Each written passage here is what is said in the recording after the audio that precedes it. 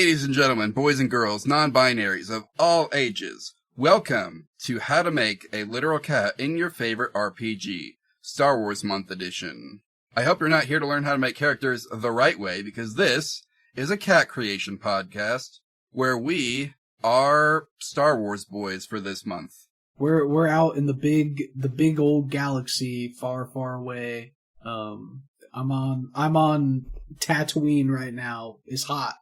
Yeah, my place isn't that hot. It's a little humid, though.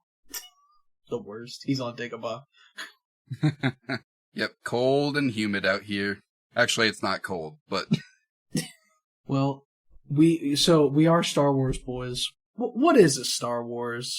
A Star Wars is a space opera series by one George I Went Too Far in Some Places Lucas. Uh-huh. I'm sorry, I'm never gonna forget that. Anyway, these good guys with blue and green glow sticks fight against bad guys with red glow sticks. Mm. And the glow sticks are kind of like chainsaws that can also cut through really thick steel. Okay, so they're glow sticks, but more powerful than chainsaws. Got it. Yep, that's Star Wars. Great, I know everything about Star Wars now. I'm gonna go debate some people on Twitter about it. Perfect. We've given you the exact amount of information to make that entertaining. But anyway, this episode, we are doing a game called Force and Destiny, where we are, very specifically, making one of these glow stick boys. Boy, I'm so excited for glow stick boy, cat, man, guy. Nope, just a cat. Just a cat. With the cat saber. The cat saber. And the best part about it, he doesn't need opposable thumbs to use it. Nope. He has the Force. He does have the Force. We could also just make it work like the katana. True. Honestly. But if there was ever a time to bring back Midnight Menace, it would be to duel whoever this cat is. Oh, absolutely. Just make our anti-hero mugger fight against a principled member of the Jedi Order. Actually, we don't know that they're a principled member of the Jedi Order, because the Jedi Order has fallen apart in the setting of Force and Destiny. This takes place in between episodes 3 and 4. So after the fall of the Republic and the rise of the Empire, the fall of the Jedi Order, basically, where most of the ones who are still alive are in hiding. That's kind of the era we're working with. Same kind of setting as Edge of the Empire. Gotcha. In fact, this Edge of the Empire and Star Wars Rebels all kind of cover the same, like, geopolitical environment of the galaxy where, like... Actually, wait, no, this would take place after episode 4, so, like, in the wake of the explosion of the Death Star. Oh, gotcha. So, like, where everything's kind of in a little bit of a chaos. Yeah. Okay. It's like maybe some moves are being made. Orders are happening. Have happened. Yeah. Yeah. Like Order 66. Although that was a while ago. That was a BBY, you know. I don't know what that means. Before the Battle of Yavin. I'm pretty sure that's how people abbreviate it. Like, if you look at a Star Wars timeline, I'm pretty sure people use, like, BBY and BB-8, or ABY. BB-8 is something else. No, yeah, BB-8 is something else. Oh, yep, here it is. Hold on. You guys can't see this, audio listeners, but this is for my co-host. Yep. This is where I've seen it. So yeah, BBY before Battle of Yavin, ABY after Battle of Yavin. I hope I'm pronouncing Which is that weird, right. because, like, yeah, that was a pivotal moment in the series, but, like, in terms of, like, the geopolitical environment of the era, it doesn't really seem like the point at which people would make a new calendar. Yeah, I don't know. I don't know why people did it this way. Probably because it's, like, in the middle, I guess. Yeah, I don't know. If it was me, I would say that the point at which you would write a new calendar would be, like, a year or so after episode 3 and make, the formation of the Galactic Empire year 0. Yep. Also, bring back Imperial units because we're an empire. That's how that works, right? I think so. We are Star Wars boys for this month, but I know very little about Star Wars. I've seen all the movies like one time, and that's really it. Good enough. Okay, we should probably get into what is this show about? This show is about making cats. Yes. And we have a specific way to do that before we can even think about looking at the contents of this RPG. Yep. So, what he means is like we're a cat creation podcast. If you didn't get that from the title, we make nothing else. All of our characters are cats. We do what we can to make them playable, but we're more interested in making a cat than we are following the game's rules. So we have some rules of our own we have to follow, even if it means breaking the game's rules. So, rule number 1, we accept no cop-outs. We're making a cat, the exact animal that comes to mind when I say the word. No anthropomorphic cats, no people turned into cats, no lions, tigers, bobcats, lynxes, loth cats, or any other cop-out you can imagine. I remember the name. Yeah, good job. I totally forgot until you said it. Rule number 2 is homebrew doesn't exist. If the rules in the rule book do not explicitly allow us to do something, we count it as a rule broken. And if we come across rules as written versus rules as intended, we go with whichever one tells us no. If the game includes stats for a literal cat, this is rule number 3. Those must be... Rule number 3 is, if the game includes stats for a literal cat, those must be used or adapted to the game's character sheet. Rule number 4 is, the character, class, background, playbook, job, what have you, must exist in the game's core rules or as part of an official expansion. Again, we cannot use homebrew. It's not real. We're just looking at the core rulebook today. No expansions here, so... Yeah, plus most of the, supplements that I've seen, I don't think they, add new characters or whatnot. They're just, scenarios to run. Gotcha. But guys, I know this game's out of print. There are so many scenarios. If you're just now trying to get into this game, there are so many scenarios out there. But anyway, rule number 5 is, the cat can learn any skill available to its class, even if it's not something a cat could normally be trained to do. In this case, we're training a cat to use the Force. Yeah, normal cats can't do that. If they could, man, there'd be way more cat people out there. Yep, because of all those cat mind tricks. True. AKA toxoplasmosis. Toxo what? Toxoplasmosis. Isn't that the name of the, parasite that cats give off that, gets in people's brains and makes them like cats more? Huh? I've never heard of this. Yeah. Cats can do this. Wild. There's other symptoms associated with it, too. So, you'd know if you had it. But gotcha. That's one of the symptoms, is the funny thing, is it makes you like cats more. That's crazy. I did not know about this. My cats this whole time could have been infecting me, and I had no idea. That's an issue. That's an issue for future Avalon. Right now, let's continue the rules while I distract myself from this. Rule number 6 is, if a tool would be physically impossible for a literal cat to use, even if comically downsized for them, they cannot use it. This includes a plethora of things that I will list in the past. So if this is your first episode, go listen to other episodes and hear the examples. Yeah, what you said. Rule number 7 is, if a character sheet has a section that is meant to be filled out in collaboration with the whole table, we will leave that blank so potential players can make it fit the group they're playing with. If you listen to our Edge of the Empire episode, you already know the deal here. We are skipping the ship creation. Yep. No ships. Yep. We do not believe in shipping in Star Wars. Nope, that's something different. I'm sorry. Wait, hold on. Don't let Tumblr hear you say that, Joel. I'm sorry.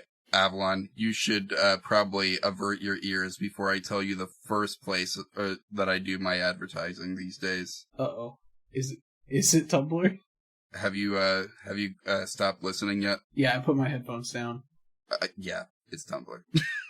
Did you say it? Can I put these back on? Yeah, you're good. Okay, hi, I'm back. Now, wait a minute. How did you know that I said you could put your headphones back on? Let's not think too hard about it. Rule number 8 is we have to keep track of every rule that we break. Usually consisting of a lot of games really just don't account for you playing as a cat. And honestly, I think that's a tragedy. This whole podcast is really just to bring attention to that once that starts happening, you know. Well, there's some games that let you play as a cat. Yeah. We've given some attention to a few of those, like the cat expansion for Hardwired Island. True. Or the Warrior Cats adventure game. Love that. The whole point is to just be a cat. Mm-hmm. Anyway, we should actually get started probably on the character creation part of this here, which is Chapter 2 in the PDF, according to the PDF, which starts on page 41. Gotcha. First off, we need a character concept. Well, and there's some steps that we've got a great starting point here. But we've got some steps to follow to get that character concept going. First off, we need to determine our background.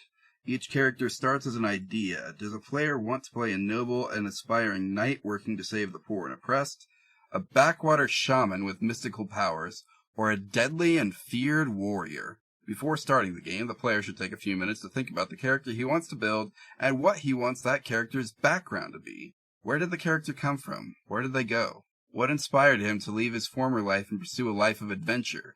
And when did he first realize he might have a connection to the Force? Perhaps, I don't know that we need to read the suggestions here, but...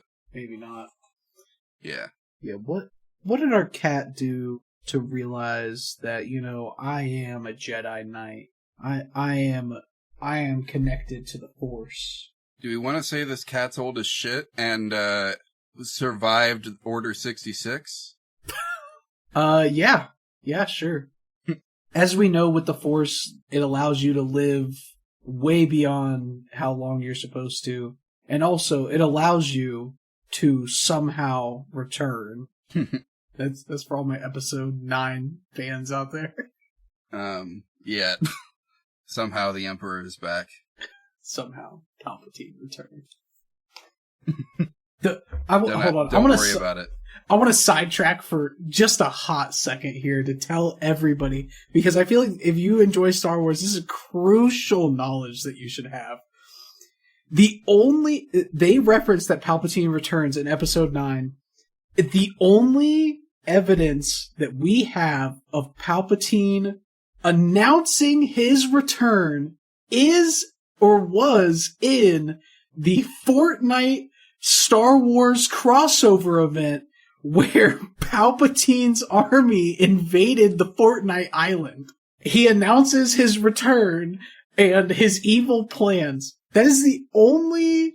That is where the announcement is. Meaning that somehow Fortnite is connected to the Star Wars canon.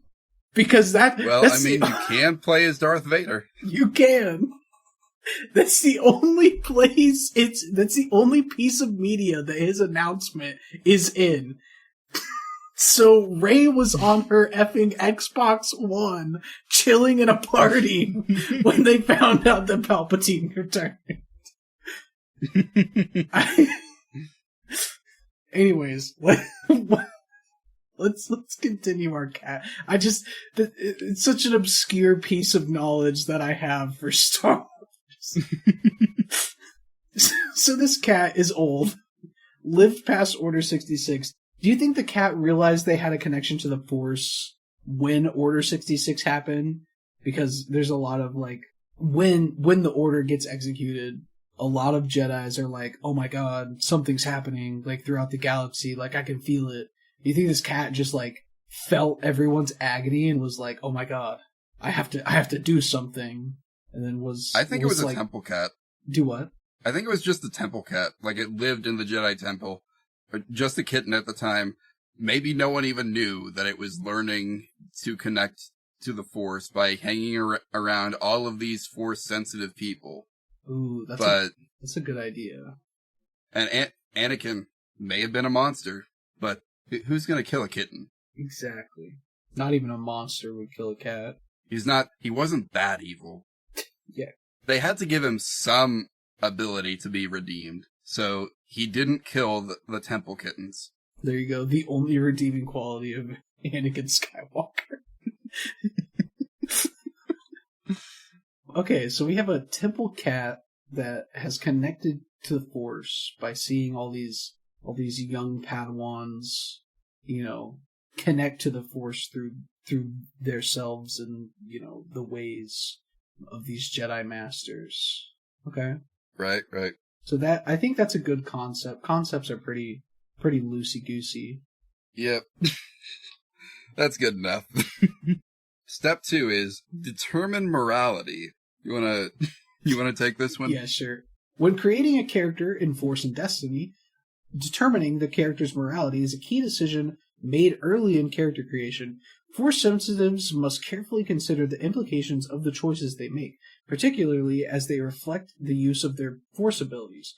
Morality tracks how good and evil a character is. A character's starting morality can affect other decisions a player makes during character creation, such as the type of character they want to play, the overall moral compass of the group, and the character's starting skills, characteristics, and gear. Okay, so there's more details on morality on page 48. Oh, hey, there's more details. Like, that was just a summary. We should be skipping down here to, Oh, yeah, straight up, these are summaries of the actual creation. Yeah, Okay. like, they go into far more detail. We've got actual pages on coming up with a backstory, if you need it. Oh my gosh. Well, we already came up with our backstory. Yeah, and it's good enough. Alright, so let's see.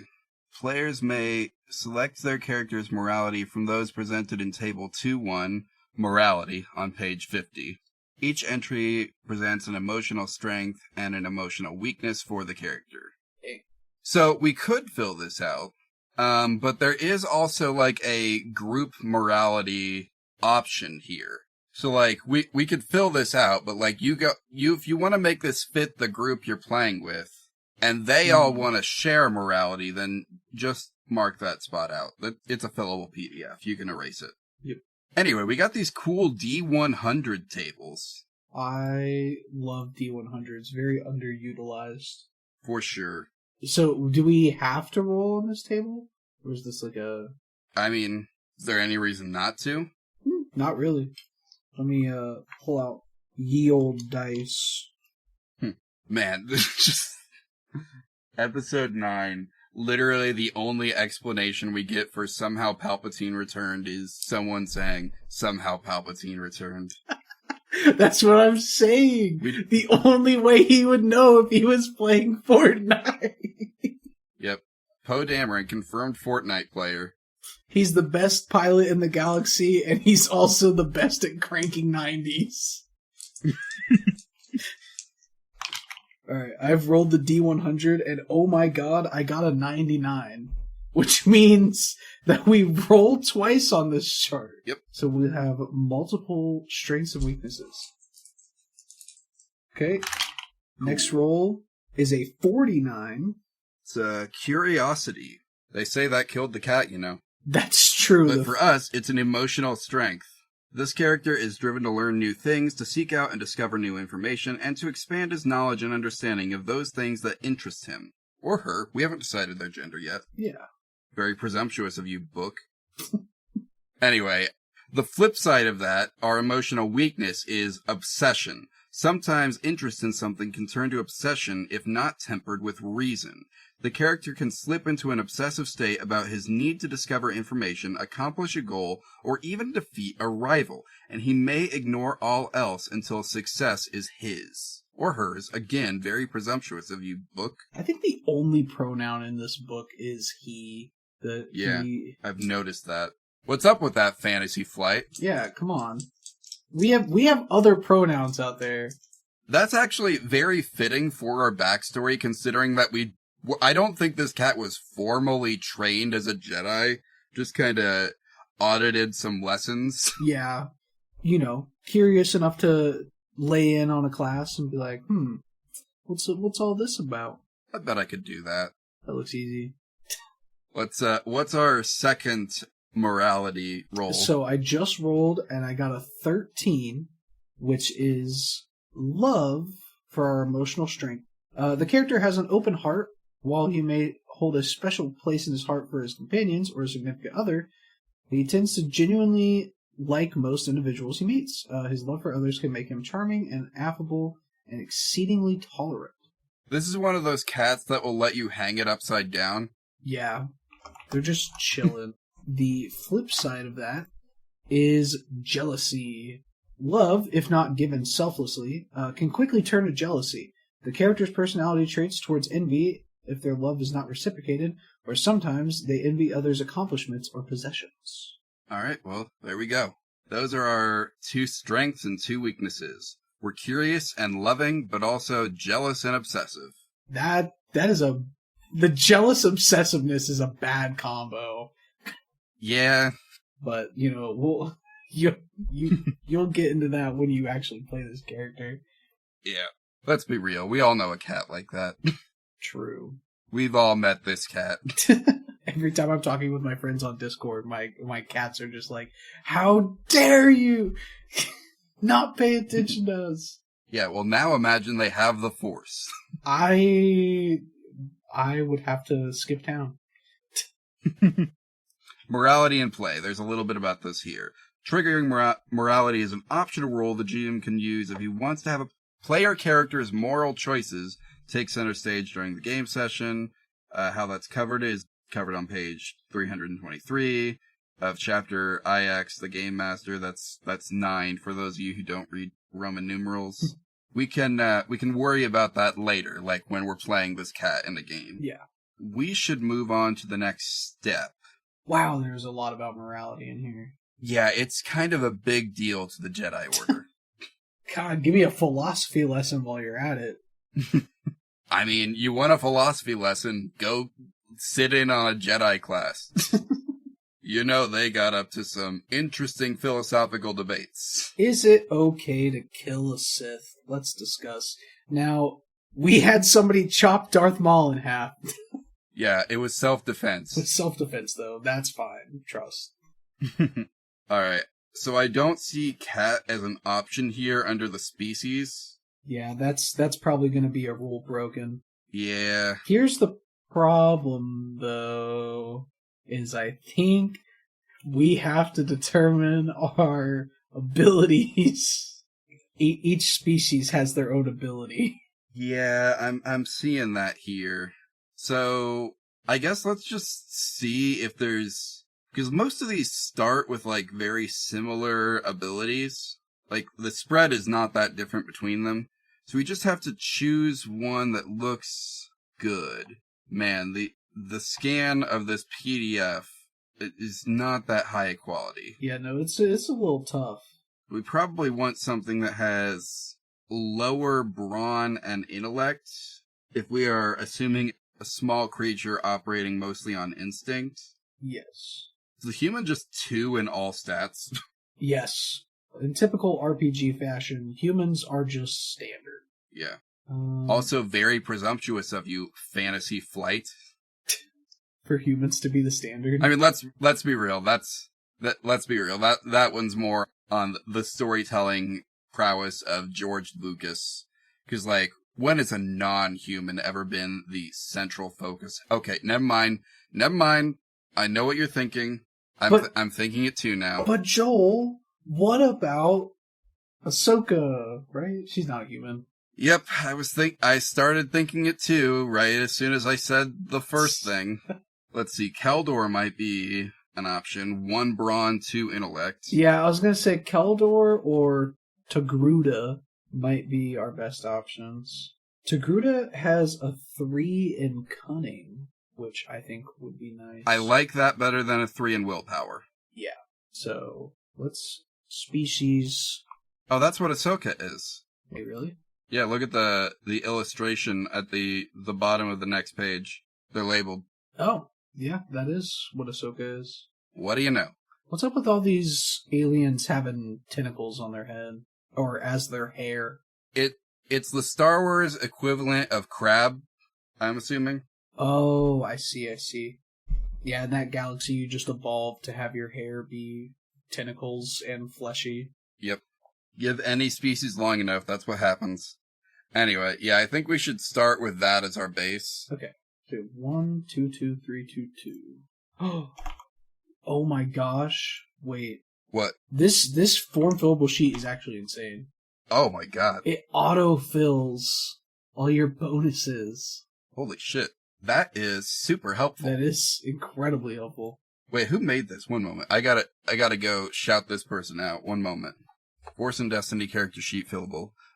This was trying to find the original maker of this, and I cannot. I found it shared a couple places on social media, but it's just a link to a Google Drive folder there's no name attached to it. Gotcha. Well, whoever you are, unsung hero, thank you. Yep. Real hero. Okay.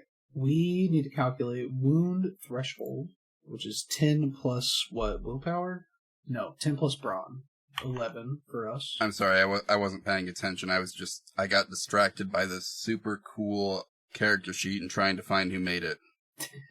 I don't think I'm gonna do that though. So what are we looking at here? We're looking at wound threshold. Oh, 10 plus brawn, which is 1. Yep. So we got 11. And we have our strain, which is 10 plus willpower, so 12. Does it say defense here? No. Starting experience, 100 XP. And then, begin the game with 1 rank in perception. You still cannot train it above rank 2 during character creation. So I'm guessing that's over here on the sheet somewhere. Yeah. So we can mark that one up to 3 according to this, but according to the book, it can only go up to 2. Yes. I think we trust the book. Yeah. Alright, and then if we want to go with the pack instincts thing, which also is fitting. Cats are social creatures. Mm-hmm. When performing the assist maneuver, cats grant 2 edge dice instead of 1. Okay. That is what those are called, right? I can't remember the dice names. I think so. Summary. Can't copy paste that. This is a scanned book, unfortunately, so. Oof. I think just mark the page. Yeah. Page 60. They'll figure it out. Yeah. Sorry, guys. This book is out of print. We are doing the best we can with resources we could find online. Yeah. We're trying. Yeah. Still hoping to obtain an actual print copy of this one of these days, but I know it's going to be hard. I'm going to go check my local Goodwill. Wish me luck. Yeah. Anyway, we are, I think, on to the next step. Yeah. Steps 4 and 5. Select a career and specialization. What's the difference? A career represents a character's general approach to living life and overcoming challenges. A specialization represents greater refinement of this overall approach. Yeah, we've done this before in Edge of the Empire. Yep. So we have a list of sort of questions here. I don't think these are the actual careers, but is our character's first instinct to fight? I'm going to say no. We're a lover, not a fighter. Yeah, makes sense. Is this character a negotiator? I don't think we're a talker. Yeah, no. Can a cat negotiate? Probably not. I mean, it can negotiate for itself, but it's not going to be like a mediator. Yeah, no. And its method of negotiating for itself is going on strike. Is this character an academic? I would say yes, because this cat has studied the Jedi ways through their curiosity. It would be a fitting aspect of curiosity that this cat would, at the very least, see itself as an academic. Mm-hmm. Is this character an infiltrator? Ooh. Character who can discreetly investigate an organization. I'm leaning towards yes, because while technically this cat did not infiltrate the Jedi Temple, they did discreetly investigate the organization, which it does say clearly in the book. That may uncover information that becomes critical. And I would say, if you're, sitting in on classes and slowly becoming a Jedi yourself, I think that counts. All right. So if we're leaning between academic and infiltrator, I think our specializations might fill out exactly what we're going to be, but like we're looking at, I think, Consular and Sentinel as probably our main options here. But is this character an Explorer? They could be. Could be. Which would give us also the possibility of Seeker or Mystic. Where are you seeing these titles? If you read to the end of the paragraphs where it's asking these questions, like, is it your first instinct to fight? Are you a negotiator? There are, like, very end of those paragraphs, they give recommendations. So, like, if we are an academic, negotiator, and team player, Consular would be our main thing. But like we said, not sure about the negotiator thing. But we can worry about that later. Let's look at the jobs here. So I think it's time to just like look at the jobs, and then we can start making a decision. Okay. Where can we find these jobs? Page 66 is where the first job is. A little insensitive of you. Oh, yeah. Anyway, so the thing that came up the most among the things that looked good was the Consular, which is our first option here. The Consular focuses on the goal of achieving peace and harmony through positive discourse. They try to avoid physical conflict. Again, lover, not a fighter, so this could be good for us. Yeah. They have faith in the Force to fuel basic compassion in all sentient things. They believe that it is always more effective to have an intelligent discussion about a problem and then solve it through negotiations and other peaceful means than it would be to engage in conflict to resolve it. Okay. Opposed to needless violence, all that. So let's look at the specializations. We've got Healer, Neiman Disciple. Let's see, what's the Neiman Disciple? Even the most accomplished of negotiators can see negotiations fail and come to violence. In the time of the Republic, many Jedi peacemakers trained with the lightsaber to prepare themselves for that eventuality. Today, consulars who wish to do the same can focus on self-defense and gain a working knowledge of lightsaber combat by following the path of the Neiman Disciple. Okay, so basically, we'd have some combat training if we went this route. Gotcha. Okay. Then we got the Sage, which is, I think, kind of your stereotypical, like, monk. Knowledge is power. This cat would be hitting the books. They would be doing their meditations. Is that why cats seem like they're sleeping all day? They're just so busy meditating through the Force? Quite possibly.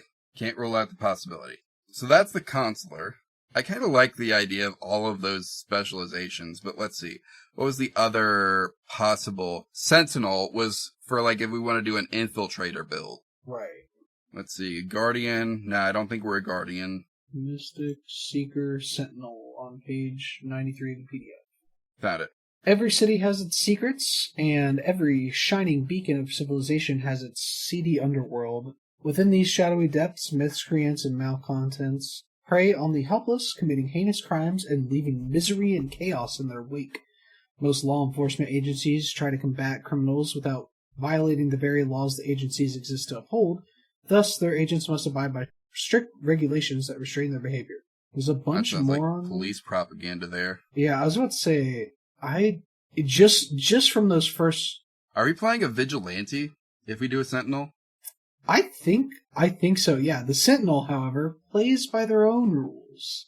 Very vigilante coded. I mean, in the era this game takes place in, they would not let Jedi become cops.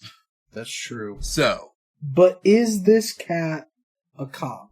AKA, is it... No, they're not a cop. Is it going to carry out justice, though? Well, here's the thing. We have some options here to look into to see, like, how we operate as a Sentinel. Okay. We could, because if we like the idea of being an infiltrator, then I think the Shadow is what they want us to do. But we've got some other options here, like Artisan. Some Force users have an innate skill with tools and machines. These skilled artificers can use their skill with the Force to enhance their abilities and even intuitively understand a machine's form and function. Okay, that's a little more mechanically focused than I assumed it would be. Shadow. The Hedgehog? Yeah, played by Keanu Reeves. So, the Shadow, I guess, is a Sith hunter. Oh. Kind of cool. That is pretty cool. Then we've got the Xi'an expert. A lightsaber is a potent weapon When wielded forcefully, it can even overpower an opponent who has a weapon capable of parrying it. Let's see. We do like parrying. Anyway, further, its ability to deflect blaster bolts can make it an effective ranged weapon as well. Those who consider themselves Xian experts, masters of the Xian lightsaber form, embrace the seeming contradiction between those two uses. Okay, these all sound like a lot more combat focused than... If we're saying our cat's a lover, not a fighter, the Sentinel is a bad pick. Yeah, I think Consular was our was basically right up our alley, so I'm putting my vote in for that. Me too. And we've got some good options here. Yeah. We could be a healer, because our very presence is comfort to those around us. Yep. I think healer might require actual medical training. Yeah, probably. So we should probably lean either Neiman Disciple or Sage, because I don't think this cat is a doctor. This cat does not have their degree, dude. This cat does not have a medical license. Yet they somehow still have student debt. Says a lot about society. They probably got their student debt being a sage. Let's be real. Yeah. All that universal truth and knowledge. Yep. Hitting them books. Doesn't come free. No. And actually that's pretty fitting, because we got, one brawn? Yeah. I think Sage might be a good option. Let's do Sage. Yeah, Sage focuses on studying the Sage world around seems good them. to me. Yeah. This is our career, right? Or... Our career is Consular, and our specialty is Sage. Let's see.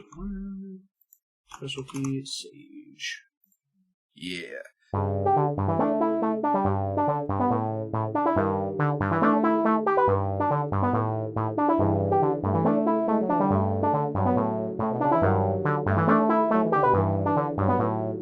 Hey guys, how's the Star Wars going for you?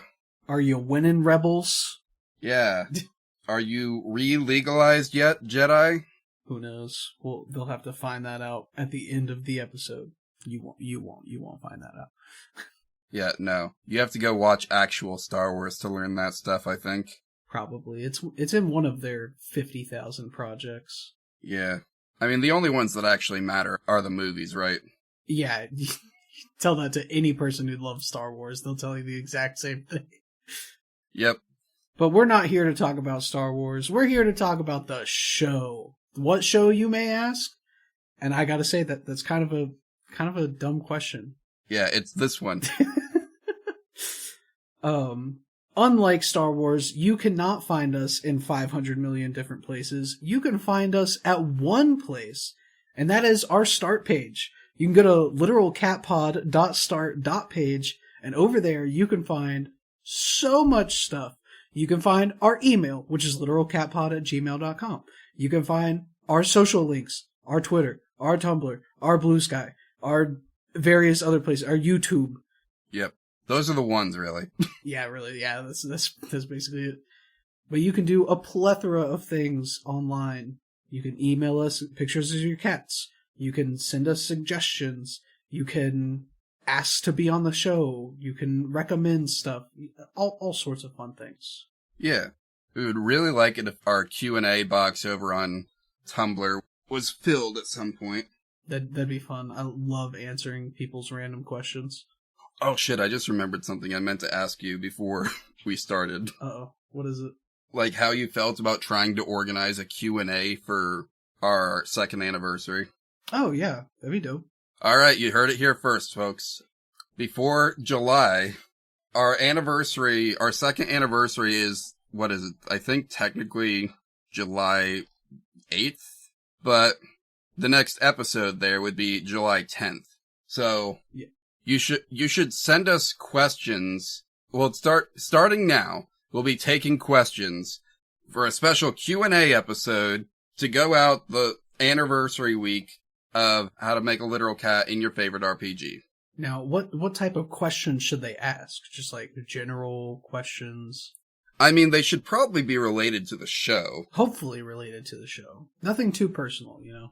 Yeah. I mean, they can be a little personal, so long as it's still related to the show. Yeah. But yeah, send us some questions. We'll get them all. Yeah. Anyway, that little random thought I just had out loud aside, it would be great if you sent us questions over email, on social media. Again, Tumblr just has a Q&A box. Yeah, they got a built-in button for that. Yeah, they do. But ignoring that for a moment, the show, not a big, audience. Y'all are not, a force to be reckoned with yet. If you want to fix that, then you need to tell your friends about the show. If you don't have friends to tell about the show, then you need to rate and review the show. Yeah, make sure to get on those podcasts and apps. Give us a rate, give us a review. I'd love to read a review on here sometime. We've gotten some ratings, but no worded reviews, and we would love to see that. We really would. Also, we would love it if, even if you keep giving us more ratings or reviews, we don't lose that perfect 5-star average. Yeah, that'd be a fun thing to keep. Yep. But, if you do have some friends and you need to convince them to listen to the show, and one of them is maybe a game master who's about to start a new, Monster of the Week, or even better, Force and Destiny game, then you can go to them and say, hey, can I play this character? And they'll be like, why the heck do you have this? And you can say, I listened to How to Make a Literal Cat in Your Favorite RPG. You can't see it, but I'm smiling at the camera and giving a thumbs up. And then your DM will be like, wow, that sounds so cool. I'll check it out immediately. Yeah, and then I'll cancel game night to go listen to a new podcast. Okay, no, that won't happen. I promise that won't happen. No one will tell people about the show if that happens. Don't worry, your games are safe, people. Yeah. Anyway, you can go to bit.ly/literalcatpod to access the character sheets from this and every other episode. There are so many cats on there. There's really no excuse to not have them in your game at this point if you're running any of these. For real. Let's see. One other obligatory mention. We do have a Patreon. It's patreon.com/badgertrove. Why Badgertrove and not Literal Cat Pod? Well, it's because we do other things, other people doing things potentially. Did you know that we have a RPG that's in playtesting? Temporarily called Silent Mayhem Under Springfield until I can come up with something better. It's about stealing cheese from the government. And yes, you can play as a cat. Yes, you can find that. You can get some bonuses, if you have a couple extra bucks to throw around. You can get a shout out on the podcast. You can see our Google Calendar for upcoming events and episodes.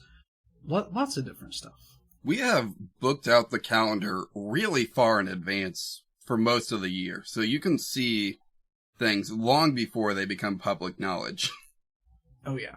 We've got some upcoming guests for Pride Month that you won't hear about until, let's see, this is halfway through May, so you won't hear about this until the start of June, normally. But if you go subscribe to the Patreon, you can see who our surprise guest is now. Actually, they're not a surprise, but still. They're a surprise to people who don't know yet. That is true. And that is you, if you're not subscribed to the Patreon. Or if you don't follow us on Tumblr, because I'm pretty sure this all came out on Tumblr a while ago. Yeah, that's true. I think that's it for the show. Joel, do you have anything you'd like to mention? I guess you can follow me on social media. You'll have better luck going to jholland.start.page than you will trying to spell my username on most websites, so yeah, do that. You can also find me on various social media sites. I've got Twitter, Twitch, Tumblr, TikTok. Go follow me, Avalon Alchemist, all one word, capital A again. Just like Ace Attorney. I am no Phoenix Wright, and none of this is legal advice. Well, that's fine. You guys were listening to us make a cat in a Star Wars game. Maybe you should go do that again. Yeah, get out of here. Go back to the episode. Specialty Sage. Yeah. And this gives us a point in astrogation, charm, cool, and knowledge, parentheses, lore. Astrogation, charm, cool, and knowledge. Does it say it gives us a rank in that? Or no, it's just a One career moment. skill. I can't yeah, we get... So I assume that gives us one rank in it. I guess I don't know for sure. I think, well, the sheet here has an option, like a little bubble for career. So I'm just marking that. Oh, okay. Yep. We'll just leave it at that for now and hope for more instructions later. Cool, discipline, education, lore. Cool. Need to bookmark the Sage page, which is page 71 or 74 in the PDF. That's additional career skills. Okay, so we get that. So we get both. Okay. Oh, so we get the career skill. The career skills for the first one are for being a consular, and the additional are for being a sage. I see what you're looking at now. Surgeon, charm, cool, discipline. So those are the additional. We've already got those marked. But we need cool, discipline, knowledge, parentheses, education, knowledge, parentheses, lore, leadership, and negotiation. Okay, I think I have all of them. Okay. And I'm assuming go ahead and mark pips in... I think you do mark the pips in those, because some of those are listed twice. Yeah. So, cool is up twice. Discipline, leadership, lore has 2. Alright. Cool. Yep, those are for the sage. Gain 1, yeah, okay, yeah. PC gains 1 rank in each of these 2 skills. Okay, so we do add the pips. Okay. Next, we, again, we gotta kind of bookmark page 74 or 71 in the books. You know what I mean? Yeah. Remember that page, because we're gonna have to go back to it, I assume, because that's our skill tree. Yeah. But we're gonna need to move on for now in order to get to our next step. Step 6. Invest experience points. Oh boy. Our starting XP is, of course, 100. Gotcha. So players may spend experience points in the following ways to improve their characters. These are also detailed in Table 2.2, spending starting experience. So we get to improve characteristics and train our skills. So we saw kind of the skill sheet. That was what was on page 71 there. Mm-hmm. We get all these or these talents. I think those are talents, because skills, each skill has 5 ranks of training available. Those are our little pips right here on the side. Yep. Character may already have acquired 1 or more ranks of a skill from a starting career and specialization for free. Characters may train additional skills and gain additional ranks during character creation. Alright, so we have the options to increase our characteristics, which are our starting stats there. Yep. We can spend experience to purchase ranks and skills, which we just learned about. We can spend experience to purchase talents within specializations. Sweet.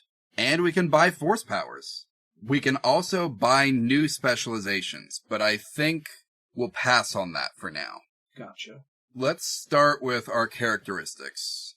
Taking a look at them, is there anything that we actually want to boost? I kind of think maybe we have an intellect-heavy build. I think maybe we should start with a higher intellect. Okay. What do you think we want to raise it to? 4? 3? Maybe. Let's see, is there any limitation on how high we can... We can't raise a characteristic above rank 5 during character creation. Okay. So, during character creation, raising a characteristic to the next highest rating costs 10 times the value it is being raised to. For example, raising a character's brawn from 3 to 4 would require 40 experience points. Yeah. So, just boosting 1 level is going to cost us 30 of our 100 experience. Yep. So, if we wanted it to be 4... And doing 2 would cost us half of our opening XP. Yeah. Yeah. I think we just do 1. Okay. I think intellect 3. So our available XP moves to 70. Yep. I love seeing all the little dots update. Yep. Pretty cool. Okay, so we have 70 XP left. Do we want to train a skill? Is there something that we don't have a rank in that we think we should? Such as skullduggery? I understand why you're thinking that. I just love the name. Our natural affinity for crime. Yeah. A character may have already acquired one or more ranks of skill training, blah, blah, blah. The cost for training skills falls into one of two categories: career skills and non-career skills. The character should have check marks next to a number of skills based on starting career and specialization. So anything that we've marked at the beginning as part of our career or specialization should have a little pip next to it. Training a career skill to the next highest rank costs 5 times the rank to which it is being raised. And we can't raise anything above rank 2. So the most that we could spend on any of these is 10. Okay. I think. And there's some we can't boost at all. Yes. Okay. So, one moment. Yeah, it says each rank must be purchased sequentially. This means that acquiring a rank 2 skill during creation costs 15 experience points, 5 for raising it from 0 to 1, then 10 more for raising it from 1 to 2. Let's see. We've got naturally high cunning, so is there any cunning skills that look good? We've got deception, skullduggery, streetwise, survival. Wait, what is the thing for... We only looked at career skills. Improving a career skill. Training a... Oh, no, okay. So, I think we do have to, like, anything that is marked as a career skill that we didn't get twice, I think it's at rank 0. Oh, really? Yeah. So, like, if we got it twice, it's at rank 1 for free, but if it was only listed once, then it's at rank 0. Okay. Where is it rank 1? That's okay. I was trying to remember where we got that perception thing from. It's from the species. Yeah, it's the species. Okay, going back down here. Because, like, it says, for example, training a career skill from rank 0 to rank 1 requires 5 experience, and then from rank 1 to rank 2 requires 10. Okay. Okay, here we go. A character can also purchase ranks in non-career skills, and each rank of a non-career skill costs 5 times the rank it is being raised to, plus 5 additional experience points. Jesus. For example, training a non-career skill from rank 0 to rank 1 requires 10 experience points, and raising a rank 1 to rank 2 requires 15 experience points. Gotcha. So that is significantly more expensive. Yes. Like, you have to spend an extra 5 points every time. That's rough. Well, are there any career skills that we want to enhance first and then look at? Yeah, I think let's look at those first, because we have a limit on our available XP, and I also want to get some talents. Yes. And a force power if we can. Oh, yes. So let's see. What are our things again? We've got astrogation, charm, cool, which we already have a point in. Yep. Discipline, leadership, negotiation, education, and lore, which we also already have a point in. And of those, okay, I think my vote would go to charm to put 1 into. I agree. Okay. I think we should be charming. So that will cost us 10, correct? 5 points. No, 5. It's from rank 0 to 1. Oh, right, because this is a career skill. 65 available XP. We could raise it to 2 if we wanted for a mere 10 more XP, but I don't know how much. You think it's worth it? We can come back to it. I say if we have 10 XP left at the end of this, we can come back to it, but I don't know how much all right, like our talents and force abilities are going to cost us. That's fair. I think we should have some points in discipline. In discipline? Like just 1, but still. Yeah. Okay. So that's another 5 XP. 60. Yep. Okay, yeah. Is there any other skill that you think we need? I mean, skullduggery. No, I'm kidding. I mean, it'll cost us 10, but... I'm trying to think. We could put a point into lightsaber for our combat skills. Yeah, we don't have any combat skills, do we? Yeah, no. So it might actually be good to put one in there. Yeah. I do like the idea of this cat having lightsaber skills. We're gonna be bad at them, because we've only got 1 brawn. Yes. But I feel like if we have a rank in it, it might balance it out a little. Yeah. It looks like we have the ability to change the nature of our lightsaber skill. Okay. I'm hoping... One moment. I'm going to go back to page 71 real quick and just look at this. Okay. Because we have some passive skills, and I'm betting one of them, at least, has got I guess not. I'm guessing, though, that some of the skills and some of the specializations will let you change the nature of your lightsaber skill. It doesn't look like the Sage gets that ability, but No. we get some cool stuff, don't get me wrong, but Yeah, I'm looking through, kind of glancing through right now. I mean, if you want, this is another one we can just come back to once we've acquired talents. we might have to. So let me read this talent stuff real quick. What we're getting into. Talents are acquired from characters' available talent trees, which are generally provided by their career. Talent trees provide a unique format for purchasing talents that comes with several rules and restrictions. Each specialization talent tree has 4 columns and 5 rows. This means that each talent tree has a total of 20 talents that the player may purchase. The cost of each talent depends on the row it occupies. The talents at the topmost row are the cheapest, costing 5 experience points. The next choices cost 10, third row costs 15, fourth row costs 20, and the fifth and final row costs 25 each. Note that the choices on each tree are connected by a series of lines that link some talent choices with others. Characters may only purchase talents for which they are eligible.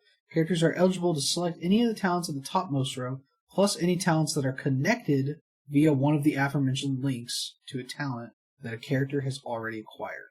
Okay.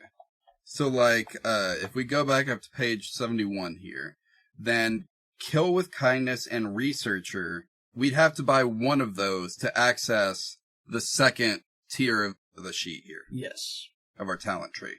Ooh, Researcher looks good, actually. Remove one, I cannot remember what the dice are called, but the black D6, what is it, the penalty? No. Whatever that is. It's the 6-sided negative die that subtracts from your total. So you can remove 1 per rank of Researcher from all knowledge checks. Researching a subject takes half the time. That's pretty good. So I like the idea of knowledge checks that involve research taking less time to perform. That could come in handy. I agree. Now, I also like Kill with Kindness, though. Remove 1 penalty dice per They rank. both only cost 5. Yes. We've got plenty of XP to have both. Would you... yeah, I do like them both. We could just spend the 10. It's not that much. Let's do it. We'll still have half of our available XP left. So these are skills, right? I mean, this is the thing that you want to spend your stuff on, I think. Yes. This is what we're saving it for. Yeah. Researcher. I hardly know her. And these are both on page 71. Come on, Joel. That's a classic. Yeah. Oh, we could immediately get another rank of Researcher. Yeah, that's kind of why I wanted to get Killed with Kindness. Because I was like, we could just immediately double that. And give it to the next one? Yeah, double and give it to the next one. Do we want to have... Yeah, okay. Let's do it. All right, cool. Yeah, we can be really good at researching. Brings us down to 40. Researcher.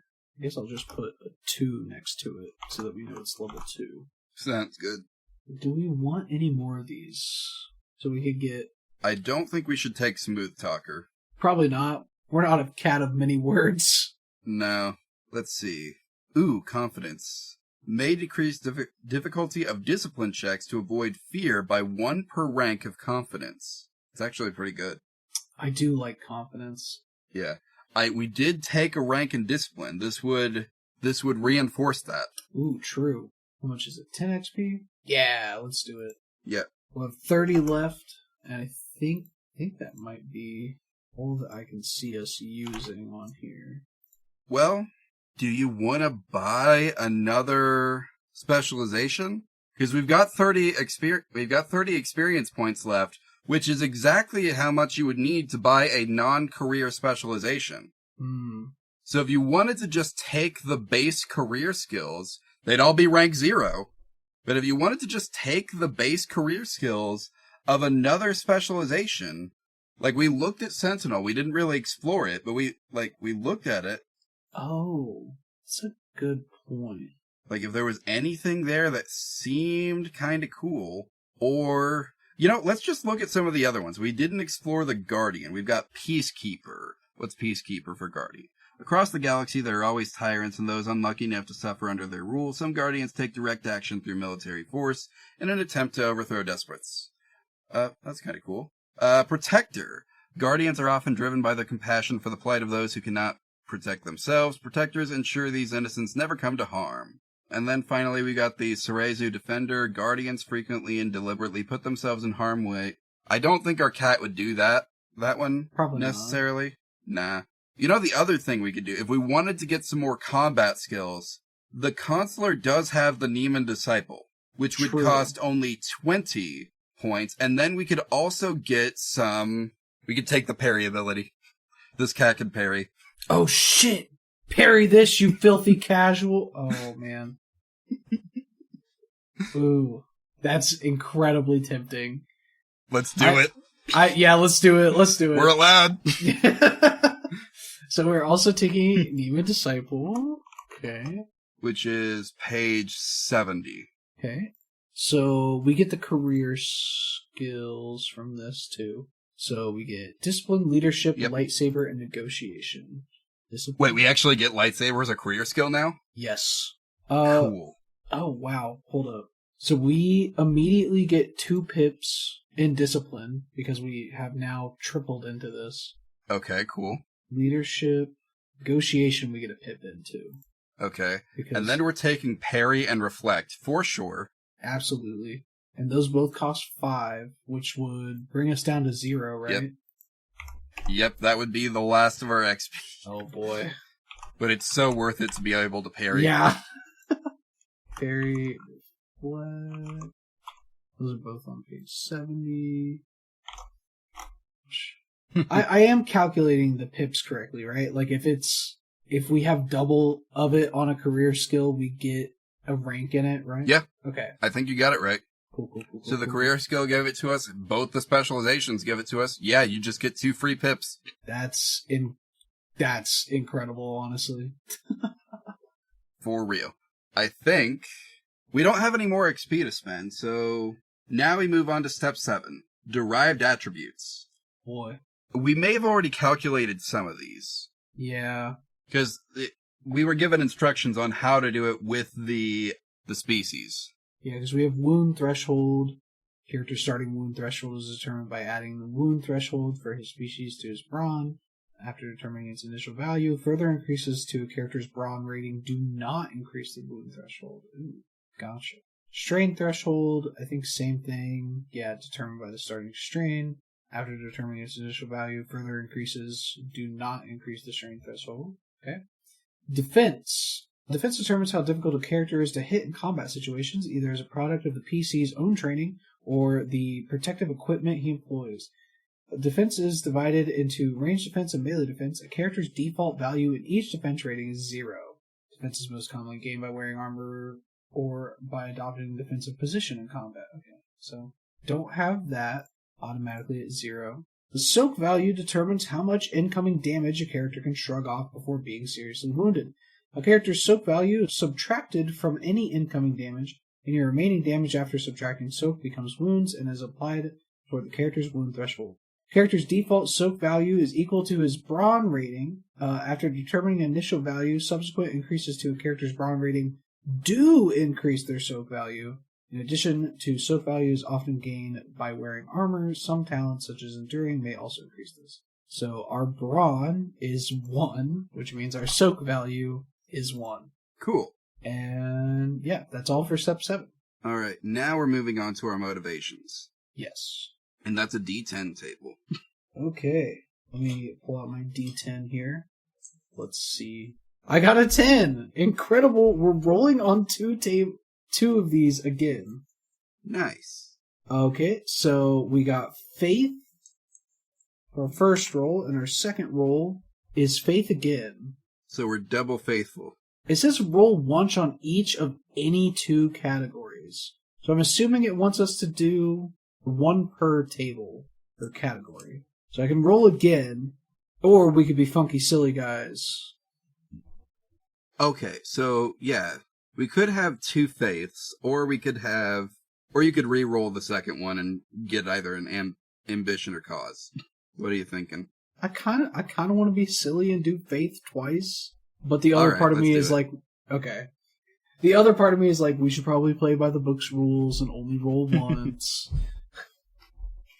Well, so long as we don't roll a 10, this will work. Sorry, so do you want me to roll again for our second table? Or we roll them twice on faith? We can roll twice on faith, so long as one of the options isn't 10. Okay.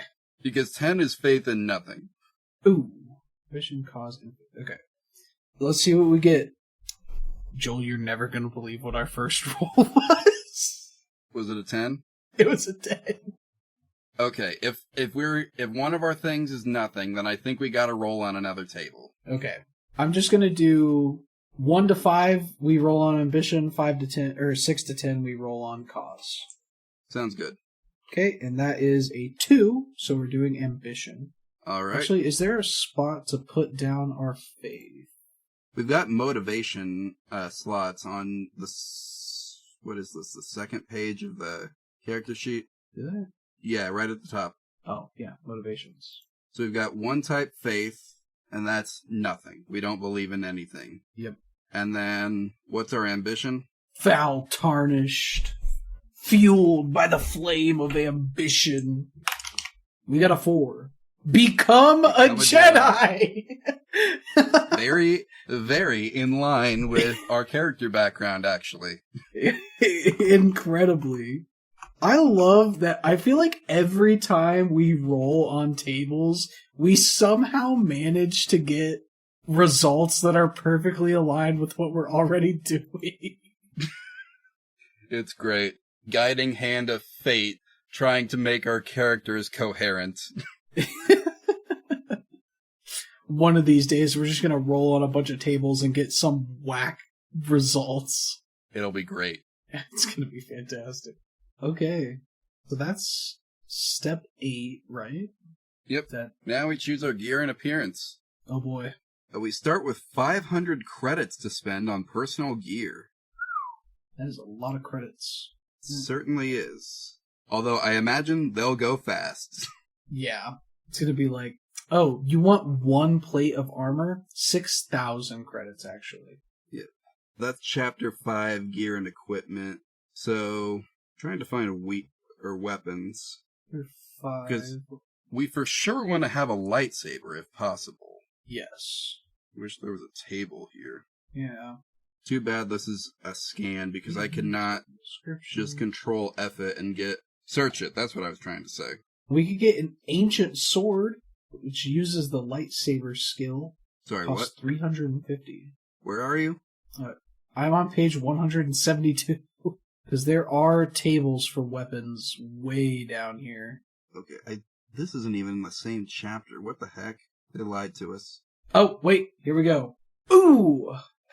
Hey, remember when I joked a little earlier and I was like, oh, if you want to buy a lightsaber, it's going to be 6,000 credits. A basic lightsaber costs, it's 9,300 credits. It's a little expensive. We can get a training lightsaber for 400 credits. It does the exact same amount of damage as a basic lightsaber, but it only does stun damage. Well, I guess if you're around a bunch of Padawans. That's probably what he would have access to. Yeah. That would be what would be small enough for him to fit in his mouth. He's just lugging it around. Because, like, this cat, not an actual Jedi Knight, not formally trained, he did not make his own lightsaber. He sure did not. He did not get that kyber crystal himself. No. This thing probably doesn't even have a kyber crystal in it. Probably not. Just a stun beam, after all. Truly. And that leaves us with 100 credits left over. Yep. We could get heavy clothing, which does nothing for us, except increase our soak by 1 point. Ooh, that would actually be pretty good. Yeah, it would change our soak from 1 to 2. It costs 50 credits, and it gives us 1 encumbrance. Okay. I'm down for that, if you want to. Yeah, sure. Let's do it. Okay. Okay, 50... You said that's heavy clothing? Yeah, that's what it's called. This cat is wearing an outfit that it got somehow. So we have 50 more credit. We could honestly just leave those. So that's all the gear that we can afford. Yep. So we'll have 50 credits left over. Yep. So now we gotta decide our physical description. There's little uniformity of appearance within a group of Force and Destiny characters. You don't say. We're gonna make that variance even greater. The anatomical features of a different species vary significantly, even within a species. And so on and so on. So, an important first step is referring to the descriptions of species, which we're ignoring because we're not actually whatever the heck Ahsoka is. I already forgot the species name. She is a Togruta. Togruta. Yeah, I figured it out because it's on the document. I made a note that we're modifying that species for our character. Gotcha. Let's see, we should determine our height, weight, and build, which we can use our own stuff for, because we've got that right here. Cat height, somewhere between 9.1 and 9.8 inches. Where are you thinking this cat falls? Probably like a 9.7. 9.7, you're thinking this one's on the bigger side? Yeah, I'm thinking this one, they're stand-up cat. I feel like they'd be, puffing out their chest a little bit, so to speak. Okay. Remember, this cat is very old. True. We could do like a 9.5 then, if they're old and like a little wrinkly. They can be big. I'm just thinking the weight should be probably on the thinner side. Gotcha. Okay. It's like 8.8 to 11, maybe 8.9. Okay. This is a very scrawny cat in his old age, or hers. We haven't decided yet. I'm getting to be as bad as Fantasy Flight. No, they really pigeonhole you with the only pronoun in the book being he. Yeah. We should determine our fur color, because we've established now that regular old cats exist in Star Wars. We determined that last episode. Should we do just like an orange tabby cat? Yeah, sure, why not? Well, actually, we did an orange cat last episode. I was about to say, I think we did one recently. We can do, because very last episode we did the Ron Perlman Maine Coon as our. Yes, but okay, I have a different hair color idea. We do it. It's gray. It's just a gray cat, so we can finally have a Grey Jedi in universe. Grey Jedi aren't real. But they can be in our imagination, Joel. Yeah. I mean, if you want to go by that logic, then Obi-Wan Kenobi was already a Grey Jedi. You see that dude at the beginning of episode 4? Yes, sir. He is the grayest Jedi. Alright. I still think Grey Tabby sounds good to me. Okay. Name of the episode, making the Grey, Tabby Jedi. There you go. That's it. We finally have a Grey Jedi in Star Wars, and it's not what you'd expect. Yeah. What about eyes? What's the eye color, Joel? Probably yellow, right? Yeah, yellow works. Pretty common cat eye color. Get a nice golden yellow. I'll be sure to make the specificity there. Gotta be specific. What about our age? It doesn't say it in the book, but it has it on the character sheet. Well, let's see. How old is Luke Skywalker in episode 4? That's a good question. 23. It says he was 23 years old. That kid should have been at the club. Now that kid should have been at what was it? Tashi Station buying power converters. True. Oh wait, hold on, I'm wrong. It says, as Luke Skywalker is 19 in A New Hope and 22 in The Empire Strikes Back. Okay, so this cat is 20 years old, at least. 20 years old, okay. Probably, wait, no. If we're saying this takes place after the fall of the Death Star, this cat's 21. This cat is old enough to drink. Yeah, the Force is keeping this thing alive and moving. He is driven forward by the hope that one day he may be a true Jedi. One of these days. That's his goal. He cannot pass on until he becomes a true Jedi. Yeah, something like that. And then the last box we have to fill out here is the gender. You know what? Screw this book. This cat's a girl. Yep. I was thinking the same thing. We got a lady cat. She's 21 years old, little scrawny, kind of tall, gray tabby with golden yellow eyes. What's the name here? Let's see. Star Wars name generator. Jedi. Fake name. No results. 27. God, there are a lot of pop-up ads on this site. Yeah. Okay, here's some names we got. We have Leona Dawnwalker, Seraphina Starlight, Kira Starhaven, Fandera Starlight, unrelated to Seraphina, Seraphina Stormlight, Seraphina Starborn, Jedi Kira Stormwatcher, Kyra Moonshadow. I'm actually kind of a fan of that one. Arya Nova and Cassia Stargazer. Not bad. Not bad. One moment. There was last episode, I just remembered, there was a cat species that what was that called? Crap. I just saw it pop up too. The Lothcats. No, there was a cat person, a humanoid cat species that we literally just saw this generator last episode. Oh crap, I cannot remember. I've slept since then. Yeah, that's how I'm feeling. It's not listed here, is the thing. I'm looking at these, and it's not listed, because I remember it was Catharian or something. Mm. One moment. Let me see if I can find this. Oh yeah, wait, I found it. Cathar names. From Star Wars The Old Republic. Cathar. Cathar. Alright. Let's pull up those names. Okay, I've got... Here, let me click get female names. Okay. We got Thumir Mimu, Nithix Turgut, Sassus Rargi, Sarar Sanar, Dewuza Jadil. I actually unironically love Dewuza. It's such a good name. Okay. Then we have Mulaz Nu, spelled N-H-O, or N-H-U, sorry. Rylux Keese, Rolira Lan, or Lon. Let's go with the one that you got excited about. Okay, we'll do Dawuza, which is, for our listeners, that is D-Y-W-U-Z-A. Do we want a last name? Nah. Don't need it. Who needs that? Man, these names are whack. I gotta stop looking at this list. I'm gonna lose my mind. And then, okay. Next is group resources, which we don't worry about. Nope. And that is also the last thing in the character creator.